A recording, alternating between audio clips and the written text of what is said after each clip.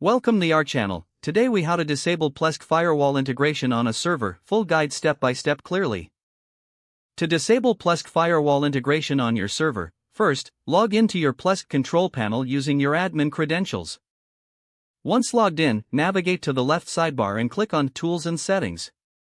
In the Tools and Settings menu, locate the Security section. From there, click on Firewall.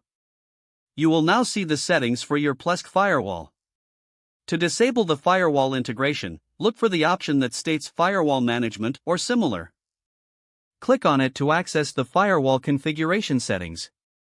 In the Firewall Management section, find the option to disable the firewall. This may be labeled as Disable Firewall or a similar phrase.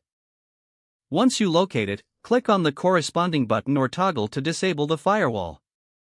A confirmation prompt may appear, asking if you are sure you want to disable the firewall. Confirm the action to proceed. After disabling the firewall, ensure to review any other related security settings. It is important to know that disabling the firewall can expose your server to potential threats. Consider implementing alternative security measures if necessary. Finally, log out of the Plesk control panel once you have completed your changes. If the page does not load, refresh the browser or try again in a private or incognito window. Make sure you are using the correct email address, then retype it carefully to avoid small typos. If your password is not accepted, use the reset option and create a new strong password you can remember. Check your spam folder for verification or security emails, then complete any requested confirmation steps. Enable two-factor authentication if available to improve account security and reduce unauthorized access risk. After signing in, review your profile details so your contact information and settings are accurate and current.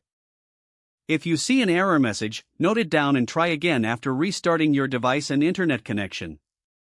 Log out when you finish, especially on shared devices, to keep your account and payment information secure. If the page does not load, refresh the browser or try again in a private or incognito window. Make sure you are using the correct email address, then retype it carefully to avoid small typos.